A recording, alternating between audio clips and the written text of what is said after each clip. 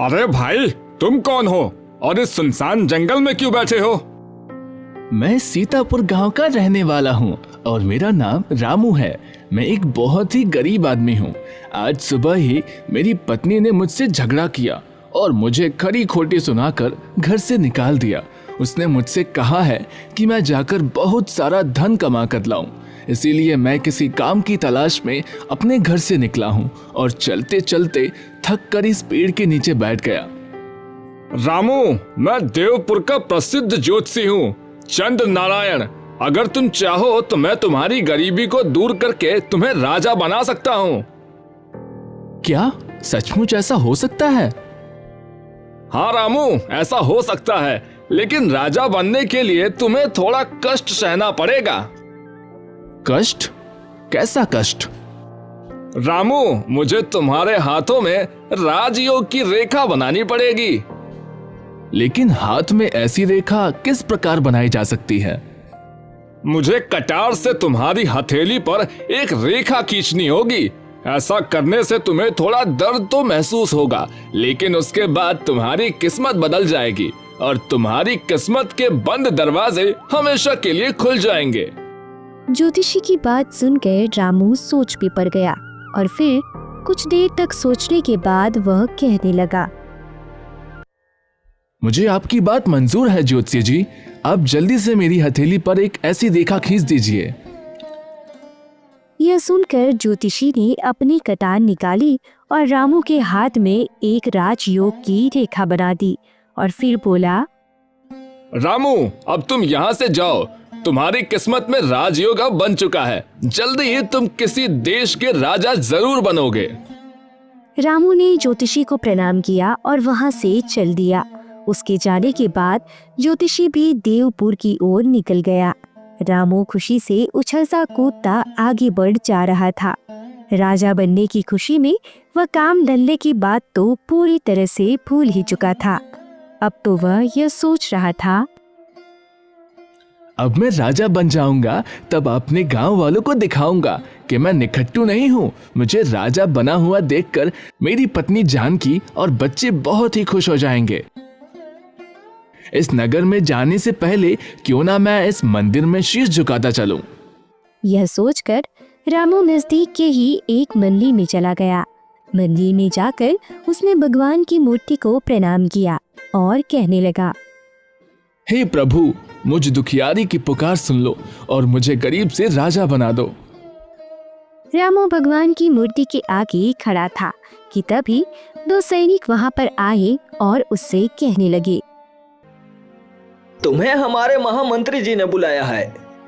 लेकिन क्यों? इस प्रश्न का उत्तर तो महामंत्री जी ही देंगे। वे तुम्हारी प्रतीक्षा कर रहे हैं। अच्छा, तो फिर चलो। रामू उन सैनिकों के साथ चल पड़ा। जैसे ही वह मंदिर के आंगन में पहुंचा तो महामंत्री ने आगे बढ़कर उसका स्वागत किया और कहने लगा, आइए हुजूर, आइए, हम आपका स्वागत करते हैं। यह महामंत्री मुझे इतना आदर क्यों दे रहा है? यह सब क्या माजरा है? मैं किसी चक्कर में तो नहीं फंसने वाला हूँ। रामू को सोच में पड़े हुए देखकर महामंत्री कहने लगा, हुजूर, आप अपने मन में किसी भी तरह की कोई शंका ना रखें। हम तो आपको एक बहुत ही ऊंचे ओहदे पर बैठाने वाले हैं। ऊंचा ओहदा? वह कौन सा? हाँ हुजूर, आज से आप दौलतपुर राज्य के नए राजा होंगे। यह सुनकर रामू हैरान रह गया और बोला, राजा और मैं? यह मैं क्या सुन रहा हूँ? कहीं मैं खुली आंखों से कोई सपना तो नहीं देख रहा? नहीं हुजूर, यह सपना नहीं बल्कि बिल्कुल सच है। आज सुबह की ही बात है। दौलतपुर राज्य में हमारे महाराज दौलत सिंह की मृत्यु हो चुकी है। उनकी कोई औलाद नहीं थी, इसीलिए इस राज्य के रिवाज के अनुसार राजा की मृत्यु के 2 दिन जो भी परदेसी सबसे पहले इस मंदिर में शीश झुकाता है वही राजा बनता है। और आप पहले परदेसी हैं जिसने हमारी इस प्रथा को पूरा किया है, इसलिए आज से आप हमारे राजा हैं। रामू मन ही मन में सोचने लगा, ज्योतिषी ने मेरे हाथ में जो रेखा बनाई थी उसने इतनी जल्दी अपना कमाल दिखा दिया। मैं तो सचमुच राजा बन गया। हुजूर, आप किस सोच में डूब गए? सोच विचार छोड़िए और हमारे साथ महल में चलिए। वहां पर आपका आज ही राज तिलक किया जाएगा। हाँ हाँ मंत्री जी, चलिए। फिर मंत्री आदर सहित रामू को राजमहल में ले जाता है। वहां पर रामू का राज तिलक किया गया। महामंत्री ने सभी को बताया, नगर वासियों, आज से राजा रामेश्वर सिंह हमारे नए राजा हैं। भाग्य बदलते ही रामू अब राजा बन चुका था। साथ ही साथ वह रामू से अब रामेश्वर से हो गया था। जब काफी देर हो गई और रामू अपने घर वापस नहीं लौटा तो जानकी परेशान हो उठी। हे भगवान, अब मैं उन्हें कहाँ पर ढूंढूं? सारे गांव वालों से उनके बारे में पूछताछ तो कर चुकी हूँ, पर उनका कोई पता नहीं चल रहा। गांव वालों का कहना है कि उन्हें दोपहर को गांव से बाहर जाते देखा था। हे भगवान, वो कहाँ गए होंगे? वो ठीक तो होंगे ना? मुझे उनकी बहुत चिंता हो रही है। उधर दूसरी तरफ रामू, जो राजा बन चुका था, वह सोच रहा था, भगवान, जैसे मेरे दिन फिरे हैं वैसे सबके दिन फिरे। अब तो मैं इस राज्य का राजा बनकर यहाँ पर राज करूंगा और अपने गांव कभी वापस नहीं जाऊंगा। कल ही मैं सैनिकों को भेजकर जानकी और बच्चों को भी यहाँ बुलवा लूंगा। वो तीनों मुझे राजा बना हुआ देखकर बहुत खुश हो जाएंगे। अगर जानकी और बच्चों को बुलवा लूंगा तो उन्हें देखकर यहाँ के लोगों को मालूम पड़ जाएगा कि मैं असल में बहुत ही गरीब परिवार से हूँ। नहीं, मैं उन्हें यहाँ पर नहीं बुलवाऊंगा और अपना पता भी उन्हें नहीं दूंगा। जानकी ने मेरे ही घर से मुझे निकाल दिया था और मेरा कितना अपमान किया था। वह मेरी पत्नी बनने के लायक ही नहीं। अब मैं तो राजा बन गया हूँ। अब मैं किसी देश की राजकुमारी से विवाह करूंगा। यह सोचकर रामू ने अपनी आंखें मूंद ली और फिर चैन की नींद सो गया। दूसरे दिन उसने अपने महामंत्री को आदेश दिया, महामंत्री जी, हम देवपुर के ज्योतिषी चंद्र नारायण को यहाँ पर बुलवाना चाहते हैं। जो आज्ञा महाराज। प्रधानमंत्री ने तुरंत ही एक सैनिक को आदेश दिया कि वह देवपुर के लिए रवाना हो जाए। ज्योतिष चंद्र नारायण को यहाँ पर बुला कर ले आए। वह सैनिक देवपुर पहुंचकर ज्योतिष चंद्र नारायण को मिला और कहने लगा, ज्योतिषी, आपको दौलतपुर के राजा रामेश्वर सिंह ने बुलवाया है। मुझे आदेश दिया है कि मैं आपको अपने साथ लेकर दौलतपुर वापस आऊं। दौलतपुर के राजा ने मुझे याद किया है, लेकिन मैं तो उन्हें जानता तक नहीं। फिर उन्होंने मुझे क्यों बुलवाया है?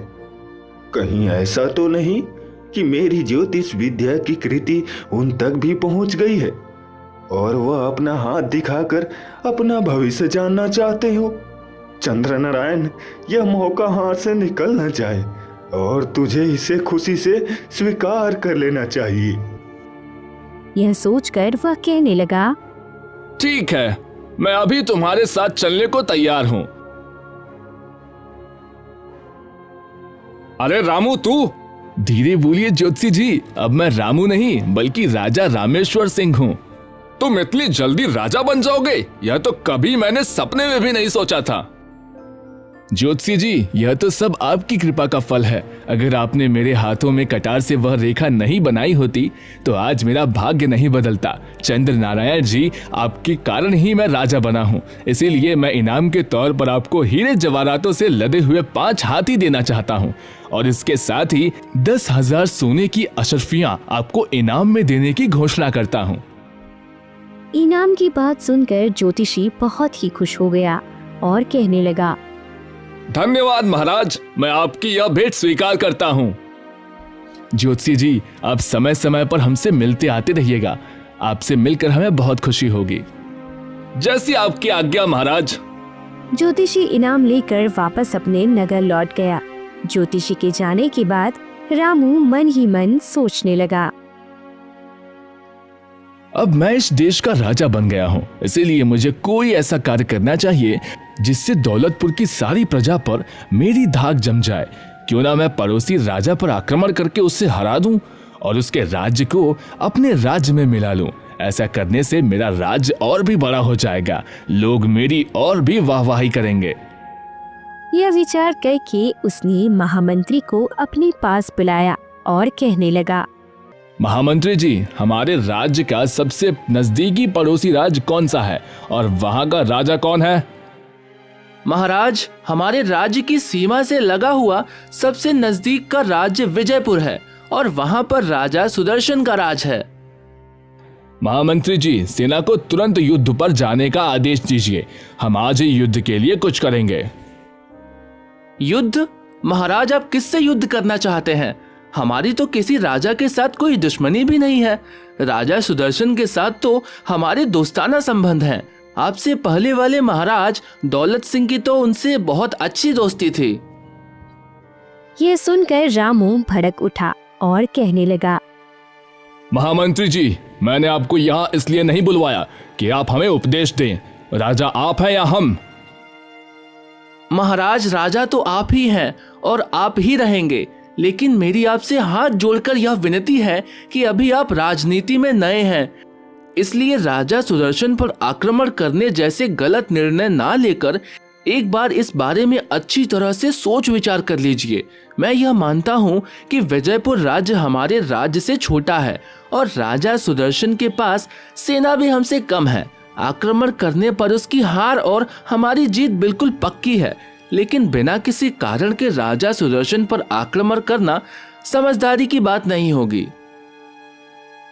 बस बस मंत्री जी, बहुत हो चुका आपका अपना भाषण, बंद कीजिए। हम राजा हैं और राजा एक बार जो फैसला करता है वह उसे कभी नहीं बदलता। युद्ध तो अब होकर रहेगा। जाइए, अब जाकर तुरंत ही सेना को युद्ध पर जाने के लिए तैयार रहने का आदेश दीजिए। जैसी आपकी इच्छा महाराज। आपको समझाना मेरा फर्ज था और मैंने अपना कार्य पूरा किया है। मैं अभी जाकर सेनापति जी को आपका आदेश सुना देता हूँ। इतना कहकर महामंत्री वहां से चला गया।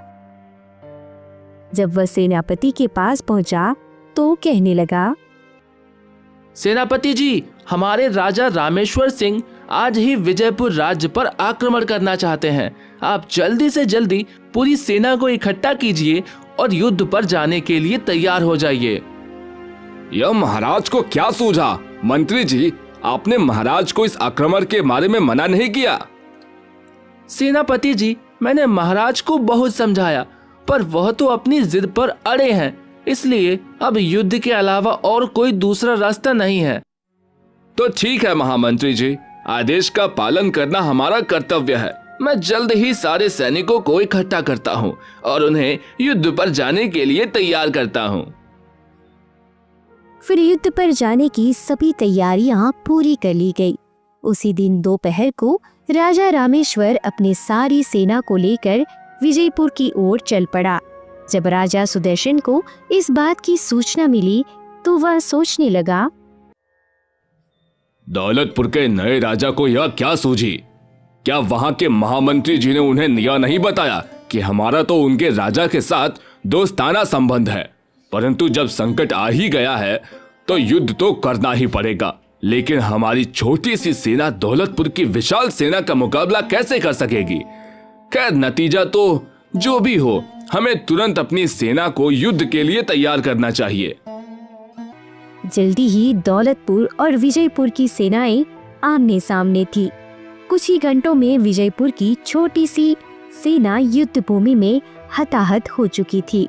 यह देखकर राजा सुदर्शन सोचने लगा, इससे पहले कि मेरी पूरी सेना खत्म हो जाए और दौलतपुर का नया राजा मुझे कैदी बना ले, मुझे उससे पहले ही यहाँ से भाग जाना चाहिए, वरना दौलतपुर का नया राजा मुझे कैद करके मौत के घाट उतार देगा।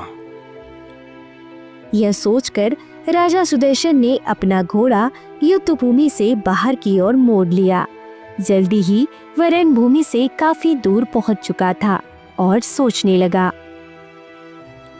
अब मैं यहाँ से कहाँ जाऊं? राजमहल में महारानी और युवराज दोनों अकेले ही रह गए। मुझे यहाँ से अपने गुरु मतंग ऋषि के आश्रम में जाना चाहिए। शायद वह ही मुझे कोई रास्ता दिखाएं। वहां पहुंचने के बाद ही मैं महारानी और युवराज को उन्हीं के आश्रम में बुलवा लूंगा। राजा ने अपना घोड़ा उनके आश्रम की तरफ मोड़ दिया। थोड़ी ही देर में वह ऋषि के आश्रम में पहुंच गया और फिर ऋषि से कहने लगा, प्रणाम गुरुदेव। बेटा सुदर्शन, तुम यहाँ पर कैसे और तुम्हारी यह हालत कैसे हुई? गुरुदेव, दौलतपुर के नए राजा ने विजयपुर पर अचानक हमला कर दिया और अपनी सेना को हारते देखकर मैं आपकी शरण में आया हूँ। यह तो बहुत ही बुरा हुआ बेटा। गुरुदेव, मैं राजमहल में अपनी महारानी त्रिशला और युवराज को अकेला छोड़कर आया हूँ। कहीं ऐसा ना हो कि शत्रु उन दोनों को मौत के घाट उतार दे। नहीं बेटा, ऐसा नहीं होगा। मैं अभी अपने किसी शिष्य को विजयपुर महल की तरफ भेजता हूँ और आपके परिवार को यहाँ पर बिल्कुल ठीक ठाक बुलवा लूंगा। तुम बिल्कुल चिंता मत करो। उसी समय मतंग ऋषि ने अपने एक शिष्य को राजा सुदर्शन के घोड़े पर बिठाकर विजयपुर की तरफ रवाना कर दिया। उधर दूसरी तरफ रणभूमि में महामंत्री कहने लगा, महाराज, विजयपुर की सारी सेना अब हार चुकी है। अब आपका क्या आदेश है? महामंत्री जी, राजा सुदर्शन अभी हमारे कब्जे में नहीं आया, इसीलिए उन्हें पकड़ने के लिए जल्द से जल्द राजमहल पर हमला किया जाए। मारकाट मचाते हुए सैनिक उस कमरे में जा पहुंचे जहां पर महारानी त्रिशला और युवराज थे। उन दोनों को बंदी बना लिया गया। इन दोनों को गिरफ्तार करके काल कोठरी में डाल दिया जाए।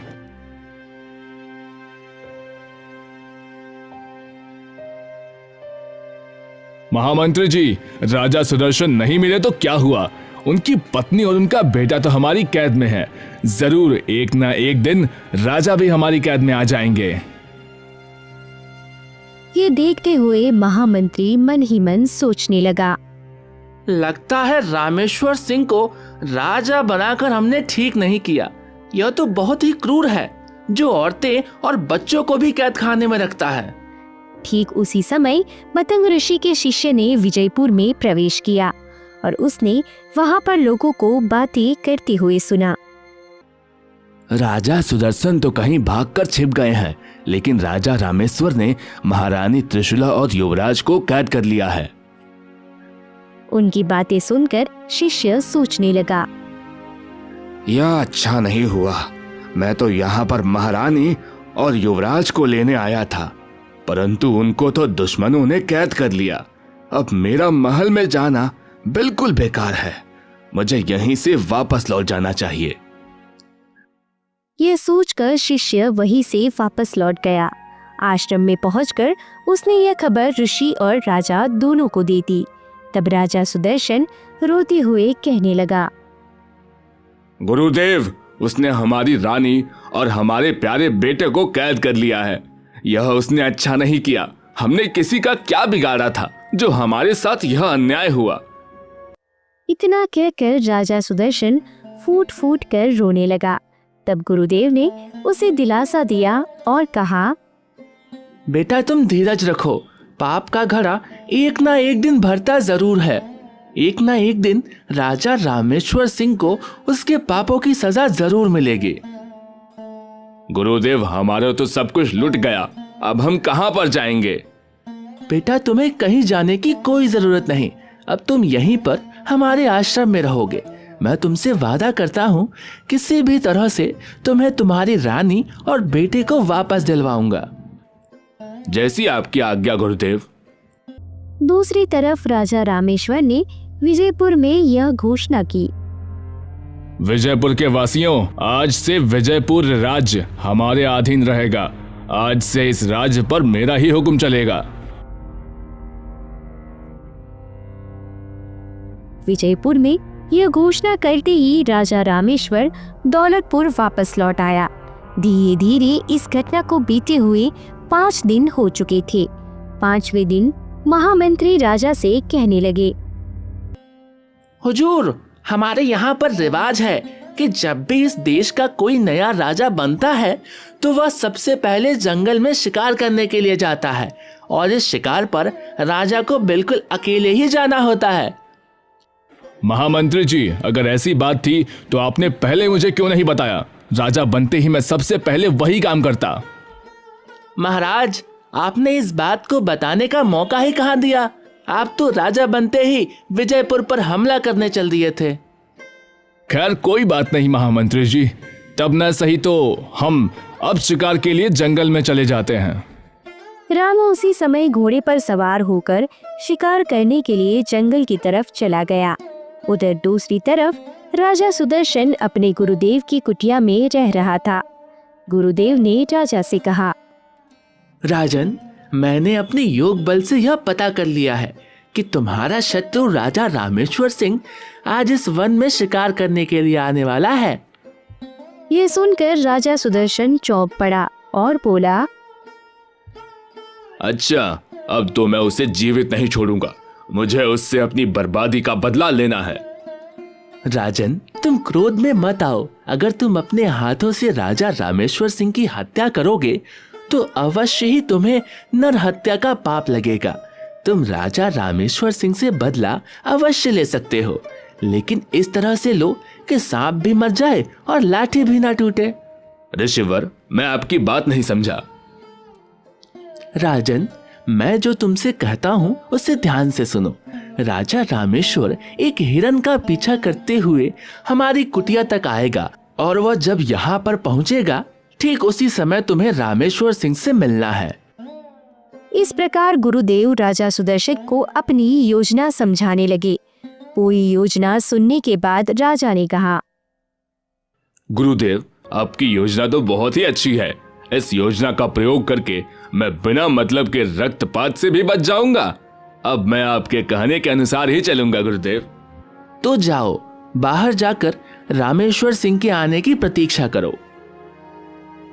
जब राजा रामेश्वर वन में पहुंचा तो वह सोचने लगा, रामू, तूने अपनी पूरी जिंदगी में कभी चींटी तक नहीं मारी और अब भयंकर जानवरों का शिकार करने निकला है। तुझे ना तो तीर चलाना आता है और ना ही निशाना लगाना। ऐसी हालत में तू शिकार कैसे करेगा? यह सोचते सोचते वह जंगल में आगे बढ़ता जा रहा था कि तभी उसे एक हिरन दिखाई दिया। रामू ने तुरंत अपना घोड़ा उस हिरन के पीछे लगा दिया। वह हिरन दौड़ता हुआ मतंग ऋषि के आश्रम के नजदीक पहुंच गया और फिर अचानक छाइयों में गायब हो गया। रामू सोचने लगा, अरे, यह हिरन कहाँ गायब हो गया? पास ही में एक साधु के वेश में खड़ा राजा सुदर्शन सोचने लगा। हिरण का पीछा करते हुए रामेश्वर सिंह आश्रम के नजदीक आ पहुंचा है। अब मुझे इसके पास चलना चाहिए। वह तुरंत ही रामू के पास पहुंचा और कहने लगा, राजन, लगता है आप जंगल में रास्ता भटक गए हैं। ऋषिवर, मैं एक हिरण का पीछा करते करते यहाँ तक पहुँच गया हूँ, परंतु यहाँ पर आकर वह हिरण ना जाने कहाँ गायब हो गया। वह हिरण यहीं कहीं छुप गया होगा। अब आप यहाँ तक आ ही गए हैं तो आइए, थोड़ी देर मेरी कुटिया में आराम कर लीजिए। ऋषिवर, सचमुच घोड़ा दौड़ा दौड़ा कर मैं बहुत ही थक गया हूँ। रामू को साथ लेकर राजा सुदर्शन जब अपने आश्रम में पहुंचे तो उसे खाने के लिए कुछ फल दिए गए। फल खाने के बाद वह थोड़ी देर कुटिया में लेट गया। थकान के कारण लेटते ही उसे नींद आ गई। जब उसकी आँख खुली तो अंधेरा हो चुका था। राजा सुदर्शन, जो कि साधु के भेष में थे, वह कहने लगे, राजन, वन में अंधेरा छा गया है, इसीलिए आज की रात आप यहीं पर रुक जाइए और सुबह होने पर ही यहाँ से जाइएगा। यह ऋषि महाराज ठीक कहते हैं। रात के अंधेरे में यहाँ से जाऊंगा तो कोई ना कोई जंगली जानवर मुझ पर हमला कर सकता है।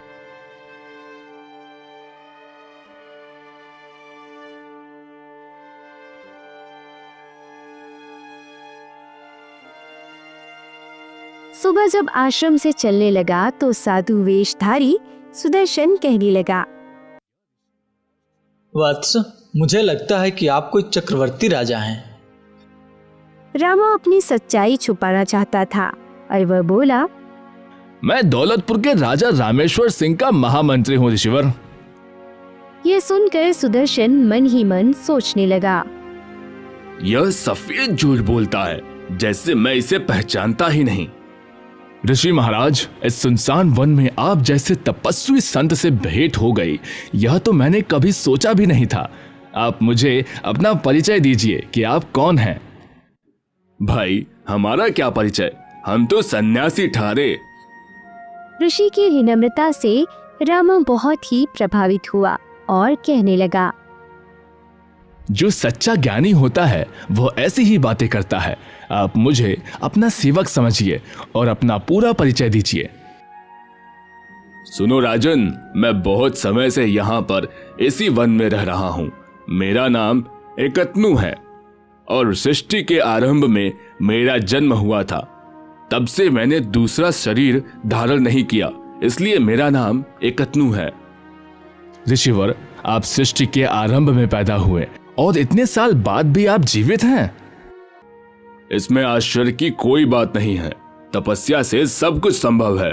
तपस्या से ही मैं सर्वज्ञ बन गया हूँ। चाहो तो मैं तुम्हें इस बात का प्रमाण अभी दे सकता हूँ। तुमने मेरे सामने अभी अभी झूठ बोला है। तुम राजा रामेश्वर सिंह के महामंत्री नहीं, बल्कि खुद राजा रामेश्वर सिंह हो। ऋषिवर, आप तो सचमुच अंतर्यामी हैं। राजन, मैंने तो तुम्हें शुरू में ही अपने तप के प्रभाव से तुम्हारे बारे में सब कुछ जान लिया था। मैं तुम्हें आशीर्वाद देता हूं कि तुम्हारा यश तीनों लोकों में फैले। लेकिन क्या ऋषिवर? राजन, यूं तो पृथ्वी के सभी राजा तुम्हारी दास्तां स्वीकार कर लेंगे, लेकिन अपने राज्य के सभी ब्राह्मणों से तुम्हें खतरा है। ब्राह्मणों से खतरा? वह कैसे? हाँ राजन, यदि तुम ब्राह्मणों के क्रोध से बच गए तो इस पृथ्वी पर अनंत काल तक तुम्हारा राज्य होगा। ऋषिवर, आप मुझे बताइए कि ब्राह्मणों के क्रोध से कैसे बचा जा सकता है? तुम्हें अपने राज्य के सभी ब्राह्मणों को महल में एक महाभोज पर बुलाना होगा। उन्हें भोज में जो खाना परोसा जाएगा, उस खाने को खाकर सभी ब्राह्मण सिर्फ तुम्हारा ही गुणगान करेंगे। तब तो मैं जाते ही अपने राज्य के सभी ब्राह्मणों को भोज पर बुला लूंगा। लेकिन ऋषिवर, आपको भी मेरे साथ चलना होगा। राजन, वैसे तो मैं कभी किसी महल में नहीं जाता, लेकिन तुम्हारे खातिर मैं अपनी यह प्रतिज्ञा तोड़ दूंगा। मैं दौलतपुर जाकर अपनी देखरेख में ही सभी ब्राह्मणों के लिए भोजन तैयार करवाऊंगा। यह तो और भी अच्छी बात है ऋषिवर। ठीक है, अब तुम जाओ। आज से 3 दिन के बाद हम दौलतपुर आएंगे। उस समय तक तुम सभी ब्राह्मणों को भोज बनाने का निमंत्रण भेजो। जैसा आपका आदेश ऋषिवर। रामा अपने घोड़े पर बैठकर दौलतपुर की तरफ रवाना हो गया और इधर राजा सुदर्शन मतंग ऋषि के पास पहुंचा और कहने लगा, गुरुदेव, आपने जैसा मुझे आदेश दिया था मैंने वैसा ही किया। अब मुझे आगे क्या करना है? सुदर्शन, मैं तुम्हें एक खास तरह की जड़ी बूटी का रस दूंगा। दौलतपुर जाकर तुम्हें सबसे पहले रामेश्वर सिंह के सीधे हाथ की हथेली पर उस रस को डालना है। ऐसा करने से क्या होगा गुरुदेव? राजन, रामेश्वर सिंह के हाथ पर एक ज्योतिषी ने राजयोग की नकली रेखा बना दी थी। तुम जैसे ही उस रस को उसके हथेली पर डालोगे, उसके प्रभाव से वह रेखा उसी समय मिट जाएगी। ऐसा होते ही राज्य के सभी लोग रामेश्वर सिंह के खिलाफ हो जाएंगे और फिर भोज वाले दिन ब्राह्मणों के खाने के साथ क्या करना है यह तो मैंने तुम्हें बता ही दिया है। तुम्हें वहां जाकर ब्राह्मणों के भोजन को अशुद्ध कर देना है, जिसके कारण सभी ब्राह्मण क्रोधित हो जाएंगे और वह क्रोध में आकर रामेश्वर सिंह को श्राप दे देंगे। इसके बाद राज्य के सभी लोग रामेश्वर सिंह की जगह पर तुम्हें राजा बना देंगे। इस प्रकार तुम्हारा बदला भी पूरा हो जाएगा और तुम अपनी रानी और पुत्र को भी कारागार से निकलवा सकोगे और उनके साथ सुख कर जीवन बिता सकोगे। ठीक है गुरुदेव, जैसा आपका आदेश। उधर दौलतपुर पहुंचकर रामू ने अपने महामंत्री से कहा, महामंत्री जी, अब हम इस राज्य के राजा हैं और एक राजा को यह तो पता होना चाहिए कि उसके खजाने में कितना धन पड़ा है। हम अभी के अभी खजाने का निरीक्षण करना चाहते हैं। महामंत्री तुरंत रामू को साथ लेकर खजाने में जा पहुंचा। इतनी दौलत देखकर रामू सोचने लगा, अरे इतनी दौलत तो मैंने कभी सपने में भी नहीं देखी। रामू जब खजाने का निरीक्षण कर रहा था कि तभी उसकी नजर वहां पर पड़े हुए कुछ खाली संदूकों पर पड़ी और वह महामंत्री से पूछने लगा। महामंत्री जी, यह संदूक खाली क्यों पड़े हैं? इनका धन कहाँ गया? महाराज, पिछले वर्ष राज्य में भयंकर सूखा पड़ा था। तब इन संदूकों की स्वर्ण मुद्राएं अकाल से पीड़ित जनता में बांट दी गई है। तब से यह संदूक खाली है। महामंत्री जी, सूखा तो पिछले साल पड़ा था। इस साल तो राज्य में खुशहाली नजर आ रही है, इसलिए राज्य के प्रत्येक आदमी से 50-50 स्वर्ण मुद्राएं कर के रूप में ली जाएं और इन खाली संदूकों को जल्दी से जल्दी भरा जाए। महाराज, यह आप क्या कह रहे हैं? अकाल की मार से अभी लोग पूरी तरह से उभर भी नहीं पाए। इतनी जल्दी उन पर इतना भारी कर लगाना ठीक नहीं है। महामंत्री जी, आप हमेशा हमारी बात को काटते हैं। जाइए और आज से ही हमारे आदेश का पालन कीजिए। फिर सैनिक उसी दिन से राज्य के लोगों से 50-50 स्वर्ण मुद्राएं कर के रूप में वसूलने लगे।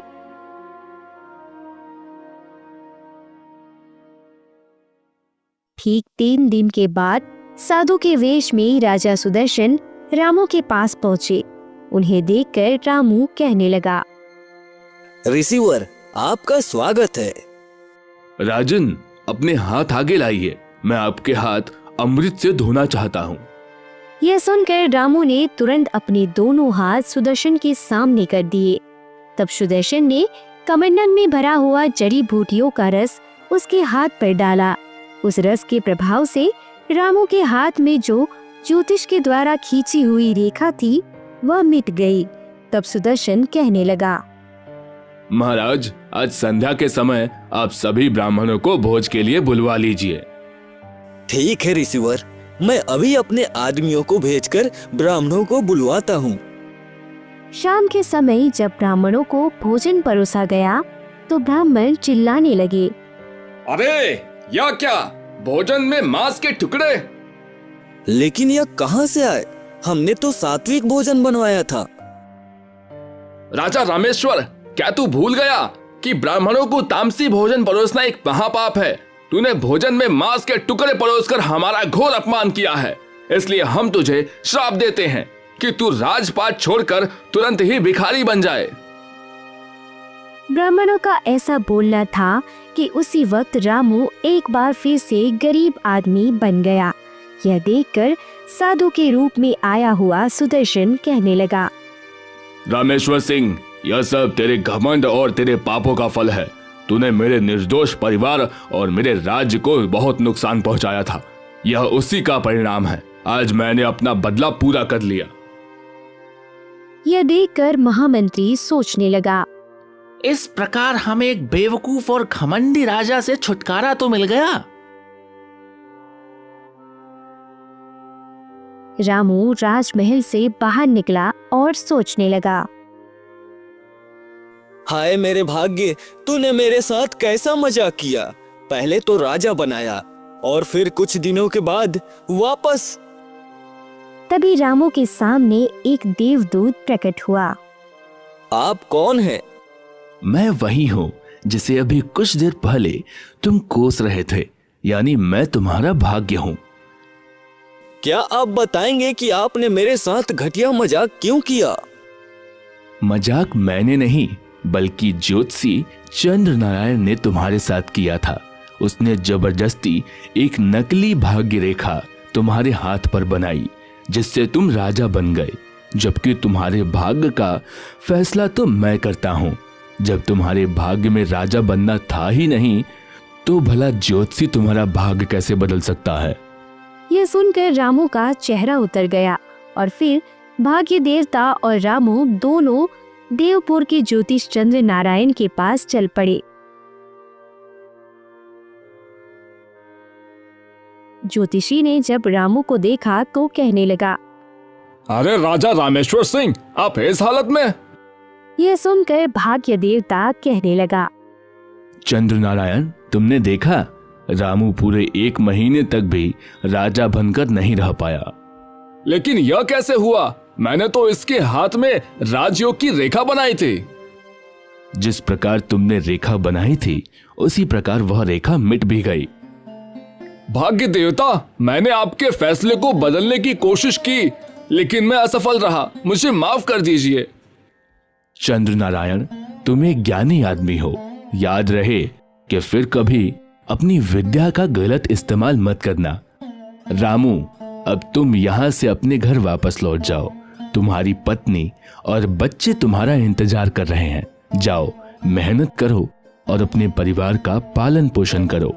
बस यही तुम्हारे भाग्य में लिखा है।